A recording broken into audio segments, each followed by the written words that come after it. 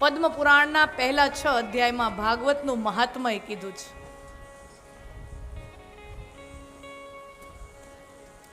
આત્મદેવ નામનો બ્રાહ્મણ છે. હવે આપણે ભાગવતની અંદર જઈએ છીએ ધીમે ધીમે. આત્મદેવ નામનો પવિત્ર બ્રાહ્મણ છે, સંપત્તિવાન છે, કર્મકાંડ કરે, સંધ્યા કરે અને કર્મકાંડથી આર્થિક ઉપાર્જન કરે અને સંપત્તિવાન બ્રાહ્મણ છે. એને જીવનમાં બધાય પ્રકારનું સુખ, માત્ર એક જ દુઃખ, એની પત્ની જે ધૂંધુલી છે એ ખરાબ સ્વભાવની છે, કર્કશા સ્વભાવવાળી છે, ખરાબ સ્વભાવની છે. અમારા ભાઈઓ કહે છે, એ ભાઈ અમને યાદ દુઃખ છે. કોક જીવનમાં બધુંય સુખ હોય અને પાત્ર કોક નબળું ભટકાઈ જાય પછી કેવા દી થાય. ગાડી હોય, બંગલા હોય, નોકર ચાકર હોય, ખેતી હોય, બધું હોય, પણ આવડું આ પાત્ર, જીવનમાં બધું સુખ હોય પણ બે પાત્રો સરસ મજાના સારા મેળવાળા સ્વભાવના ન હોય. એ બધાને ખબર હોય કેટલા ડખા હોય. એમાં હવે એના વર્ણનોની તો જરૂર નથી, બધા જીવીએ જ છીએ. હે, સમાજમાં જોતા જ આવીએ છીએ, આપણા ઘરે નહીં તો કોકના ઘરે. અને સાચું કહું ને તો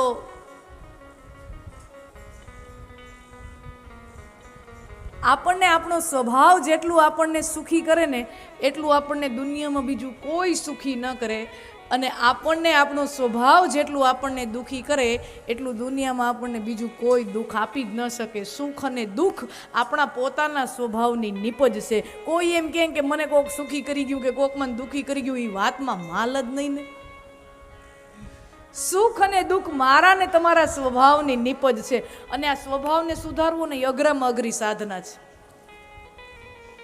સ્વભાવને સુધારવો એ અઘરામાં અઘરી સાધના છે. કોઈ દી તમે એમ સાંભળ્યું કે કોઈ બેન પાસે તમે એવું સાંભળ્યું કે ભાઈ મારા સાસુ 4 ધામની યાત્રાએ જી આવ્યા ને તો સ્વભાવ બહુ સારો થઈ ગયો? હે, ક્યાંય સાંભળ્યું તમે? ગમે એટલા ધામો કરી આવો ને, ગમે સ્વભાવ સુધારવો બહુ અઘરી સાધના છે. તમે દુનિયામાં બધું બગાડેલું સુધારી શકો, આખા ગામને શહેરના શહેર સુધારી શકો, પણ આપણે હું ને તમે આપણો સ્વભાવ ન સુધારી શકીએ. અને આ જેટલી કથાઓ ગવાય, શિવ કથા, રામ કથા, કૃષ્ણ કથા, જેટલી પણ કથાઓ છે, હું ને તમે વિદ્વાન થઈ જઈએ, હું ને તમે પંડિત થઈ જઈએ, હું ને તમે શ્લોક પટપટ બોલતા થઈ જઈએ એના માટે નથી. આ જેટલી પણ કથાઓ છે એ મારું ને તમારું મન સુધરે, મારો ને તમારો સ્વભાવ સુધરે એના માટે આ બધી કથાઓ લખાય છે ને ગવાય છે. મારો ને તમારો સ્વભાવ સુધરે, વિદ્વતા માટે નથી, શાંતિ માટે છે.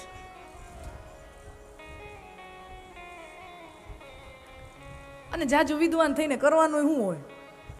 હે, આપણને ક્યાં નોબેલ પુરસ્કાર મળવાના છે? શાંતિ જીવનમાં બહુ જરૂરી છે. જ્ઞાન તો બીજો તબક્કો છે, હોય તો બહુ સારું, ઉત્તમ, પણ સૌથી મોટું સુખ તો શાંતિ છે. ઈ જ્ઞાન શું કામનું કે જે આપણી અંદર જ આપણને અશાંત કરી નાખે. જ્ઞાન છે ને, તમે જોજો મોટા ભાગે જ્ઞાની લોકો, મોટા ભાગે જે બહુ જ્ઞાની લોકો હોય ને એને શાંતિ ન મળે. જ્ઞાની જેમ જ્ઞાન વધે ને એમ અંદરથી અશાંતિ વધારે પેદા થાય. શું કામ? અને ગામડાનો અભણ નિરક્ષર અંગૂઠા છાપ માણા હોય ને એ લેરથી ને ટેસ્ટથી જીવતો હોય, એને કાંઈ ઉપાધિ ન હોય, એ ખાટલામાં પડાઈ ભેગો એને નીંદર આવી જાય. અને ઓલો હુવાની ગોળી લે, નીંદરની ગોળી લે તો એને ઊંઘ આવે. શું કામ? કારણ કે ઘણી વખત જ્ઞાન પણ અપચો કરાવી દે છે. જેમ ખાઈએ, ખોરાક ખાઈએ ને અપચો થાય તો વાયુ થાય ને, વાયુ થાય એટલે પછી દુખાવો થાય. એમ જ્ઞાન જો પચે નહીં ને તો અહીંયા અપચો થાય, એ પછી આપણને અશાંત કરી દે સાહેબ. બહુ જીવન ખારું ઝેર થઈ જાય. એટલે મોટા ભાગે ઘણી વખત તો અજ્ઞાની કહેવાય, નિરક્ષર કહેવાય, અભણ કહેવાય, એવા લોકોને લહેરથી, આનંદથી, સુખીથી, મોજથી જીવતા જોયા છે. અને જે બહુ જ્ઞાનીઓ હોય ને એના કપાળે હળજ હોય.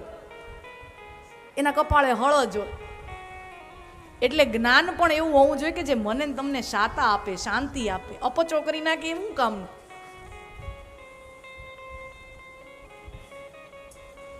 તો આ કથાઓ મારા ને તમારા મનના શાંતિ માટે, સ્વભાવને સુધારવા માટેની કથા છે. અને સ્વભાવ બહુ અઘરી વસ્તુ છે. ઉતરેના હાથીથી ચિત્રમાં મહાવત, જોબન શીશ ચડ્યો ઈ ચડ્યો. ઉતરેના હાથીથી ચિત્રમાં મહાવત, જોબન શીશ ચડ્યો ઈ ચડ્યો. મરડાય નહીં મૃતિકા ઘટકો, કુંભકારે ઘાટ ઘડ્યો ઈ ઘડ્યો. બદલે નહીં બીટ બિલોર તણો, એને જન્મજાત રંગ ચડ્યો ઈ ચડ્યો. એમ કવિ દિન સુધી દલપત કહે, જેનો જાતિ સ્વભાવ પડ્યો ઈ પડ્યો. જેનો જાતિ સ્વભાવ પડ્યો ઈ પડ્યો. પછી ઘણા નથી કહેતા કે હવે તો આ સ્વભાવ છે એ લાકડા ભેગો જાહે. આપણે એમ કહેતા હોય કે હવે આ લાકડા ભેગું બળશે, બાકી હવે આમાં કઈ સુધારો થાય એમ નથી. શું કામ? દરેક જીવ એક સ્વભાવને લઈને જન્મે છે. માત્ર મનુષ્યનો જીવ નહીં, કોઈ પણ ઢોર હોય, કોઈ પણ પશુ જીવ હોય, કોઈ પણ જીવાત્મા હોય, એનો એક સ્વભાવ હોય. ઘણી ગાયું મારકણી હોય, દોવા એના ગરદણીને જ દે, એને ન દે. ઘણી વાર મારકણી હોય, ઘણી ગાયું એવી હોય એની પાસે જે આવે એને દોવા દે. એ બધાનો અનુભવ છે. દરેક પશુનો પણ એક પોતાનો સ્વભાવ છે. ઘણા કૂતરા બહુ હિંસક હોય, ઘણા કૂતરા બહુ પ્રેમાળ હોય. એટલે દરેક ખાલી આપણો સ્વભાવ હોય એવું ને, દરેક જીવની અંદર સ્વભાવ છે. એક જ યોનીના બે જીવ હોય, શ્વાન યોનીના બે જીવ હોય, બે કૂતરાના સ્વભાવ અલગ હોય. જે માણાના આ સ્વભાવ મારો ને તમારો કેમ બને? ઉતરેના હાથીથી ચિત્રમાં મહાવત. તમે ચિત્ર દોરો, કાગળની અંદર પેન્સિલ લઈને કલમથી તમે ચિત્ર દોરો. ચિત્રમાં તમે હાથી દોરો, એની ઉપર હાથીનો હાંકનાર મહાવતને તમે બેસાડો. પછી એક વખત તમે ચિત્રમાં હાથીની ઉપર મહાવતને બેહાડી દીધો, પછી હેઠો ન ઉતરે. એ ચિત્ર બની ગયું, પછી મહાવત હેઠો ન ઉતરે. હા, તમે એના કાગળ ફાડી નાખો તો અલગ વાત છે, બાકી મહાવત ચડ્યો ઈ ચડ્યો. મરડાય નહીં મૃતિકા ઘટકો, કુંભકારે ઘાટ ઘડ્યો ઈ ઘડ્યો. કુંભાર જ્યારે માટીનું વાસણ કોઈ પણ પાત્ર બનાવતો હોય ત્યારે જે ચાકડામાં જે માટીને જેમ જેમ ટીપતો જાય એમ આકાર આપતો જાય. જેવો એને આકાર બનાવવો હોય ને એવો એ ટીપે એટલે એને આકાર બને. જેવો આકાર આપવો હોય એ આકાર આપી શકે. પણ એક વખત એ નિભાડામાંથી પાકીને પાત્ર તૈયાર આવે, ભઠ્ઠીમાંથી પાકીને નીકળે, પછી એના આકારમાં પરિવર્તન ના આવે. હા, એ માટલું હોય માટીનું, એને તમે ફોડી શકો પણ એના આકારમાં પરિવર્તન ન લાવી શકો. મરડાય નહીં મૃતિકા ઘટકો, કુંભકારે ઘાટ ઘડ્યો ઈ ઘડ્યો. બદલે નહીં બીટ બિલોર તણો. કાચ છે ને, કાચ રેતીમાંથી બને, અને રેતીને ભઠ્ઠીમાં તપાવવામાં આવે. રાસાયણિક પ્રક્રિયા છે આખી, વૈજ્ઞાનિક. એમાં નથી પડવું, પણ ટૂંકમાં જ્યારે કાચ બનતો હોય ને એમાં તમે જે રંગનું રસાયણ ઉમેરો એ રંગનો કાચ બનીને બહાર નીકળે. પછી એક વખત એ નીકળ્યો બનીને પછી એના કલરમાં ફરક ના આવે. ઉપરથી પીછડા મારો એ અલગ વાત છે, બાકી એનો મૂળ રંગમાં ફરક ના આવે. એમ કવિ દિન સુધી દલપત કહે, જેનો જાતિ સ્વભાવ પડ્યો ઈ પડ્યો. એમ જન્મ સમયે હું ને તમે જે જન્મ સાથે જે સ્વભાવ લઈને આવ્યા છીએ એ સ્વભાવ આપણો પડ્યો ઈ પડ્યો. એ હવે સીધો લાકડા ભેગો જાય. બહુ અઘરી, બદલી શકાય પણ એના માટે બહુ અઘરી સાધના છે. સ્વભાવ કેવી રીતે બને? હું ને તમે આ શરીર મળ્યું છે તો આ શરીરમાં હું ને તમે કાંઈક ને કાંઈક કર્મો કરશું. અમુક સારા કર્મો કરશું, અમુક ખરાબ કર્મો કરશું. એમ કર્મો કરતાં કરતાં આપણું આવરધા પૂરી થાય, આપણો સમય પૂરો થાય, આપણે ધામમાં વયા જાય તો શરીર તો અહીંયા જ પડ્યું રહે. શરીરને અંતિમ સંસ્કાર થઈ જાય, અગ્નિદાહ દેવાઈ જાય, એ તો શરીર તો નષ્ટ થઈ ગયું. મિટ્ટી કા થા મિટ્ટી મેં મિલ ગયા. તો શરીરનો નાશ છે, આત્મા તો અમર છે એવું આપણા શાસ્ત્રો કહે છે. આત્મા મરતી નથી, શરીર તો અહીંયાનું અહીંયા પડ્યું રહે, પણ આત્મા એની સાથે મન, બુદ્ધિ, ચિત્ત, અહંકાર, આ અંતર ચતુષ્ટય એની સાથે ભળી, એની સાથે આત્મા સાથે વીંટળાઈ, અને પછી જ્યારે આત્મા બીજું ખોયડું ધારણ કરે, બીજી યોનિમાં બીજું કોઈ શરીર ધારણ કરે, વળી એમાં કાંઈક કર્મો કરે, વળી એમાં કર્મોની છાપ લઈ અને એ આત્મા વળી ત્રીજો જીવ લે. એમ હજારો હજારો જીવ શરીરો બદલીને મેં ને તમે જે સ્વભાવ કમાણો છે, મેં ને તમે જે સ્વભાવ બનાવ્યો છે, એ કાંઈ નાની અમથી વાતમાં, નાના અમથા વસ્તુથી સ્વભાવ બદલે નહીં. સ્વભાવને બદલવો બહુ અઘરી સાધના છે.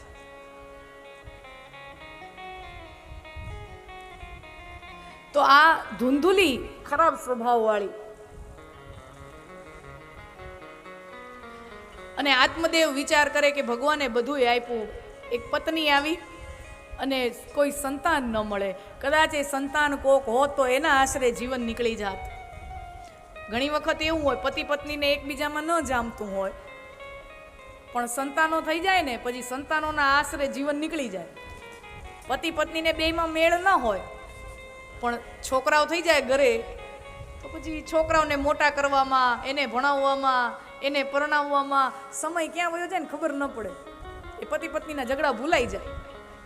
પણ આત્મદેવને કોઈ સંતાન પણ નહીં અને પત્ની આવી ખરાબ, એટલે વિચાર કરે કે હું વનમાં જાઉં, તપસ્યા કરું, પરમાત્મા પ્રસન્ન થાય તો પરમાત્મા પાસે સંતાનની માંગણી કરું.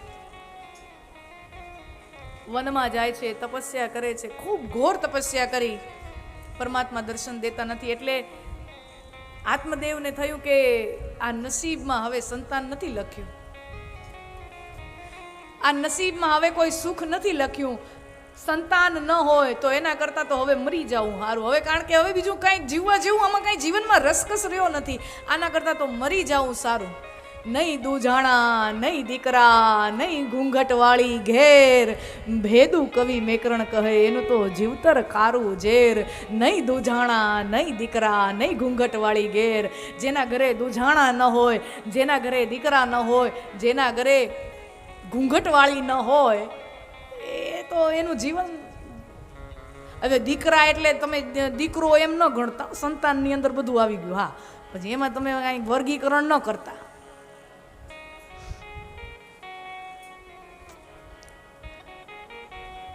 આત્મદેવ આત્મહત્યા કરવાની કોશિશ કરે છે. આત્મહત્યા કરવાની કોશિશ કરે છે. જંગલમાંથી લાકડાઓ વીણી આવ્યો, ચિતા જેવું બનાવ્યું અને આત્મહત્યા, આગ લગાડી અને એના ઉપર ચડવા જ જાય છે. જીવનમાં એવા અમુક એવા પ્રસંગો આવતા જ હોય છે. અને કારણ કે અમે આ ક્ષેત્ર સાથે જોડાયેલા છીએ એટલે લોકો પોતાની ક્યારેક ક્યારેક અંતરંગ સમસ્યાઓ જે બીજા કોઈ પાસે ખુલ્લી ન મૂકી શકતા હોય એવી ક્યારેક ક્યારેક આપણી પાસે આવીને કહેતા હોય. અને ત્યારે આ સમાજીઓને એમ લાગે કે મોટા ભાગના લોકોને, 80% લોકોને જીવનમાં ક્યારેક ને ક્યારેક કોઈ ને કોઈ તબક્કે આવો વિચાર આવે છે અને આવે છે કે આના કરતાં તો મરી જાવું સારું. કારણ કે જીવન તો શું છે, સુખ દુઃખનું ચક્ર છે. ક્યારેક સુખ હોય, ક્યારેક દુઃખ હોય, ક્યારેક સુખ હોય, વળી દુઃખના દિવસો, વળી સુખના દિવસો. પણ જીવનમાં ક્યારેક એવી થપાટ લાગે, દુઃખની એવી થપાટ લાગે, માણસ મનોબળ, માનસિક રીતે પોતાનું મનોબળ હારી જાય. વેપારમાં કોક ખોટ જાય, કોક પ્રેમ પ્રસંગોમાં ખોટ જાય, કોક સંબંધોમાં ખોટ જાય. એ નાના નાના ભૂલકાઓ ભણવા તો રિઝલ્ટમાં નાપાસ આવે તો ઘણા એવા પગલાં લઈ બેસતા હોય છે. વેપારીઓના એવા સમાચાર આવે, ગૃહિણીઓના આવે કે જરાક અમથી વાતમાં માઠું લાગી જતા. સમાચાર પત્રકો વાંચો તો એમાં તો લખે કે નાની અમથી વાતમાં માઠું લાગી જતા, આવા સમાચારો આવે. ટૂંકમાં કહેવાનો આશ્રય એ છે કે જીવનમાં એવા અનેકો પ્રસંગો આવે જ છે કે જ્યારે હું ને તમે આપણે મનથી હારી જતા હોય અને આપણને એમ થાય બસ હવે આ છેલ્લું પગલું ભરી લેવાનું છે. કારણ કે આપણે હું જેમ બધી ટૂંકી બુદ્ધિવાળા રહ્યા ને, ટૂંકું જોવાવાળા રહ્યા, દૂરનું આપણે જોઈ ન શકીએ. આપણને ત્યારે એ ઘડીએ દેખાય નહીં કે અત્યારે આમ છે, થપાટ લાગી છે, વાંધો નહીં, આવનારા દિવસો તો આના કરતાંય સારા હશે ને, ભગવાન સારા દિવસો બતાવશે. અબ્દુલ કલામના જીવનમાં આવો પ્રસંગ બનેલો છે. વિચાર કરો, ભારતમાં એકમાત્ર કોઈ માણસ એવું હોય કે જેના વિશે કોઈ પણ નેગેટિવ ચર્ચા ક્યાંય ન થતી હોય. હા, આ દેશે તો ભગવાન રામ અને ભગવાન કૃષ્ણને નથી મૂક્યા. આ એવો દેશ છે. હા, મોદીજીના વખાણ કરવા વાળા હોય તો મોદીજીના નિંદા કરવા વાળા મળે ને. એમ બધા ટૂંકમાં બધા પક્ષના લોકો હોય. એક કલામ સાહેબનું એક એવું ચરિત્ર મળે કે જેની કોઈ નિંદા માટે કોઈ એક માણસે કોઈ એક શબ્દ ઉચ્ચાર્યો નથી. આખા ભારતની અંદર કોઈ એવો માણસ ન મળે કે કલામ સાહેબની વિશે કોઈ નિંદા કરી હોય. એવો મેધાવી વિજ્ઞાન ઋષિ કહેવાય કે જેને ભારતને આખા દુનિયાના ફલકમાં એક મિસાઇલો આપી અને પરમાણુ શસ્ત્ર આપ્યા એને વાજપેયી સરકારના સમયમાં, અને કીધું કે ભાઈ, અમેરિકાની આંખમાં આંખ નાખીને કીધું કે ભાઈ અમે આ પરમાણુનો અખતરો કરી લીધો છે, ટેસ્ટિંગ કરી લીધી છે, તમારાથી થતું હોય કરો. અમેરિકાએ તો બહુ કોશિશ કરી કે આપણે ન કરીએ, પણ છતાંય કલામ સાહેબને આખી ટીમ વાજપેયી સરકાર બહુ મહેનત કરી. એવું એ વ્યક્તિત્વ વિજ્ઞાન ઋષિ કહેવાય. એના જીવનમાં એવા દાખલાઓ આવે કે માણસ હતાશ થઈ જાય, કે આપઘાત કરવાની કોશિશ કરે. કલામ સાહેબને ખરેખર તો મિલિટરીમાં ભરતી થાવતું, આર્મીમાં. યુવાની કાળમાં એને 13-14 વર્ષના હતા ત્યારે એને એક જ સપનું હતું કે ભારતમાંની સેવા કરવી છે, આર્મીમાં જોડાવવું છે. અને આપણે ત્યાં દેહરાદૂનની અંદર મોટું સેન્ટર છે, આર્મીની એકેડેમી છે, ડિફેન્સ એકેડેમી છે. ત્યાં એડમિશન લે, ભરતીની પ્રક્રિયા હોય ત્યાં. હવે જો કલામ સાહેબનું શરીર તો કદ કાંટી જુઓ તો આર્મીના જવાન તરીકે ચાલે એવું નહીં, બરાબર છે. એકદમ કોમળ શરીર છે, મૃદુ શરીર છે, હાઈટ એવી નહીં. આર્મી માટે તો અમુક હાઈટ જોઈએ, અમુક બોડી જોઈએ, અમુક બધું જોઈએ. તો ત્યાંથી હવે વિચાર કરો, એક તો એ રે તમિલનાડુ, ત્યાંથી વાં જવાનું, ટિકિટના પૈસાને એવા ગરીબ ઘરમાં એ સંતાન ઉછરતું હોય. બેન સાસરે ગઈ છે અને સાસરે ગયેલી બેન પાસેથી એ 13-14 વર્ષના ભારતના છોકરાએ એની બેને કીધું કે મારો આ નાકનો દાણો છે ને એ તું વેચી આવ, જે 200-500 રૂપિયા આવે, ટિકિટનો મેળ પડી જાય, તું અહીંયા પહોંચી જા. અને કલામ સાહેબને આત્મવિશ્વાસ કે એક વખત ત્યાં આપણે પહોંચી જશું ને પછી તો કાંઈ વાંધો નહીં, પાછું તો રિટર્ન આવવાની જરૂર જ નથી. એકવાર ભરતી થઈ જાઓ પાછું તો આવવાનું જ નથી. અને ખરેખર નાકનો દાણો વેચ્યો ને તો ખાલી 1 વે ટિકિટ થાય, અહીંયાથી વહાં પહોંચવાની ટિકિટ થાય, એટલો જ મેળ થયો. ગયા અને નાપાસ, ખૂબ યુવાન અવસ્થા, નાપાસ. હવે વિચાર કરો, સાસરે ગયેલી બેનનો દાગીનો વેચીને જે માણસ, જે ભાઈ, ભારતમાં તો બેનનો દાગીનો વેચે એ ભાઈ કેવો કહેવાય? આપણા સામાજિક વ્યવસ્થા એવી છે કે બેન તો આપે, ભાઈ તો આપે, બેનનું લે થોડી, ભાઈ તો આપવા વાળો હોય. પણ બેનનો દાણો વેચી અને ગયો હોય ને અહીંયા નાપાસનો થપ્પો લઈને આવે. અને ત્યાં દેહરાદૂનથી ઋષિકેશની પાસે નજીક જ થાય, દેહરાદૂનથી 20-25 કિલોમીટર ઋષિકેશ થાય. ઋષિકેશમાં ગંગાજી વહ્યા જાય જોરદાર પૂર કરંટમાં, ત્યારે યુવાન અબ્દુલ કલામ સાહેબ એ જંપલાવવાની કોશિશમાં હતા. ત્યારે શિવાનંદ આશ્રમના મહંતે એનું બાવડું ઝાલીને એને પકડી લીધું. બાપ, આવું પગલું ન ભરાય, આ ન કરાય. તો કે ભાઈ મારે તો દેશની સેવા કરવી હતી, આમ કરવાનું હતું. અરે આ ન થયું તો કાંઈ વાંધો નહીં, પરમાત્માએ તારું નિર્માણ કોક મોટા કામ માટે કર્યું છે. તું હિંમત રાખ, તું આગળ ચાલ્યો જા, તું આગળ ચાલ્યો જા. ભારતનો એક સંત વારી લેતો હોય એને, અને એ વ્યક્તિત્વ પછી તો ઇતિહાસ. કહેવાનો આશ્રય કે જીવનમાં એવા હારના તબક્કાઓ આવે, જીવનમાં એવા નાસીપાસ થવાના તબક્કાઓ આવે, અને જીવનમાં હંમેશા જે જીતી જાય એ જ ઇતિહાસમાં અમર થાય એવું નથી. જે માણસ જીત્યો છે, જે વિજયી બન્યો છે, એ જ ઇતિહાસમાં અમર થાય એવું નથી. મહાભારતની કથાનો નાયક તમે યાદ કરો સાહેબ, મહાભારતની કથાનો નાયક અભિમન્યુ હાર્યો છે, પણ છતાંય મહાભારતના જેટલા પણ મહારથીઓ છે, અર્જુન કરતાંય વધારે યશ અભિમન્યુને મળે છે. અભિમન્યુની શૂરવીરતાને મળે છે કે એકલા હાથે યુવાન છોકરડો કર્ણ જેવા, દુર્યોધન જેવા, દ્રોણાચાર્ય જેવા એવા બધા મહારથીઓની સામે ઝઝૂમ્યો છે, મરતે દમ સુધી ઝઝૂમ્યો છે.